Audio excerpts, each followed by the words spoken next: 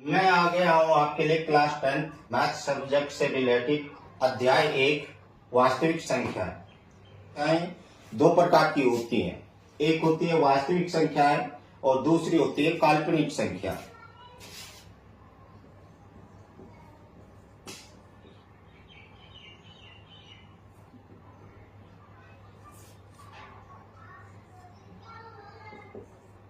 वास्तविक संख्या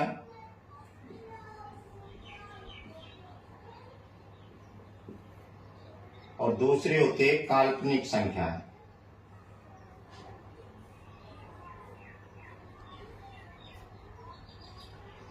तो ये दो प्रकार की संख्याएं होती है। तो ये जो काल्पनिक संख्या है इससे अभी आपका कुछ लेना देना नहीं है। इसके बारे में क्लास 11th में जाके आपको पता चलेगा काल्पनिक संख्या होती क्या है। हमारा जो चैप्टर है वो वास्तविक संख्याओं को लेकर है। वास्तविक संख्याएं 5 प्रकार की होती है। कितने प्रकार की? 5 प्रकार की। नंबर 1 प्राकृतिक संख्या,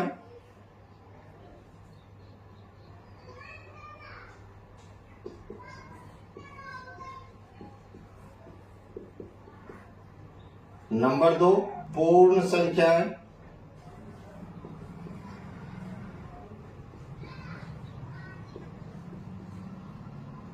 नंबर 3 परिमेय संख्या,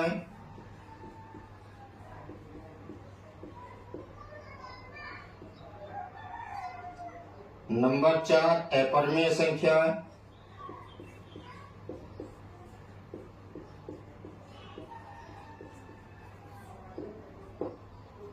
और नंबर 5 पूर्णांक संख्या।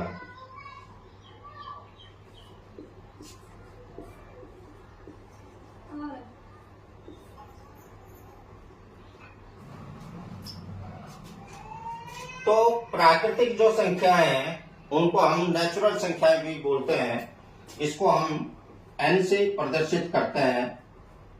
इसका जो मान प्रदर्शित करते हैं वो n से प्रदर्शित करते हैं। और ये जानना बहुत जरूरी है कि प्राकृतिक संख्या होती क्या है। आपसे कोई टीचर्स पूछ सकता है कि प्राकृतिक संख्या क्या है या प्राकृतिक संख्याओं को किससे दर्शाया जाता है। अगर दर्शाने के लिए पूछा जाए तो n बोल दो। और अगर प्राकृतिक संख्या होती क्या है तो आपको 1 से शुरू करनी है।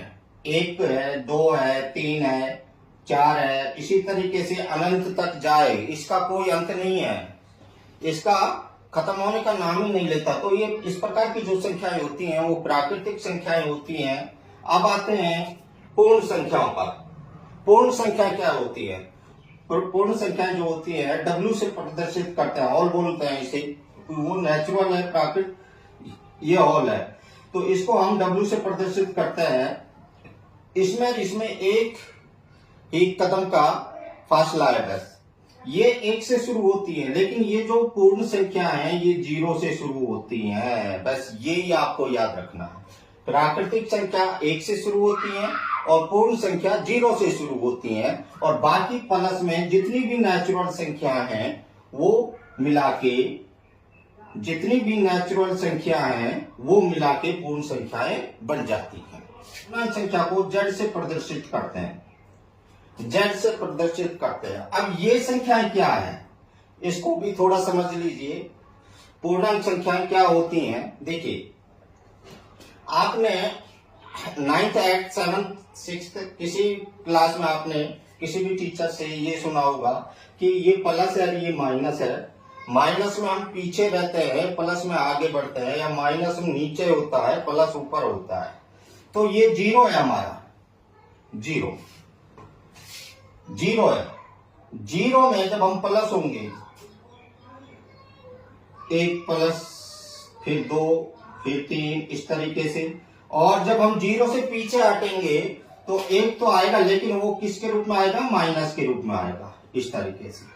फिर -2, -3, -4, इस तरीके से जो संख्या आती है वो पूर्णांक संख्या कहलाती है। समझ में आ गया? अब चलते हैं परिमेय संख्याओं पर।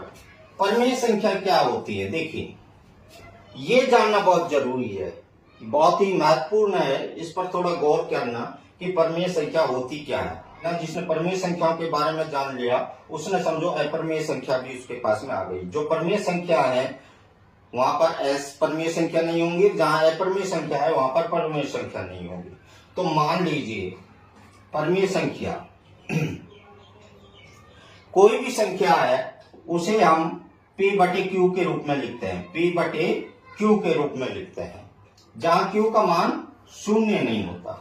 जहां Q का मान शून्य नहीं होता वे P और Q पूर्णांक संख्या है।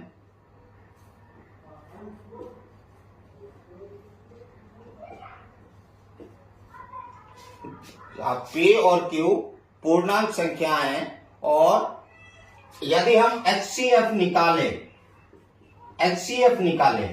P और Q का HCF निकालें तो HCF 1 होना चाहिए, HCF 1 होना चाहिए। तो ये परमीय संख्या है और जहां जिस संख्या को हम P बटे Q के रूप में नहीं लिख सकते या Q का मान शून्य नहीं होता या फिर P और Q पूर्णांक संख्या नहीं है और या फिर F जब हम निकाले तो P और Q का मान 1 नहीं हो तो वो संख्याएं अपरमीय संख्याएं होती है। तो ये थी छोटी सी जानकारी वास्तविक संख्याओं के बारे में। अगर वीडियो अच्छी लगी हो तो लाइक करना, शेयर करना और कमेंट्स करना।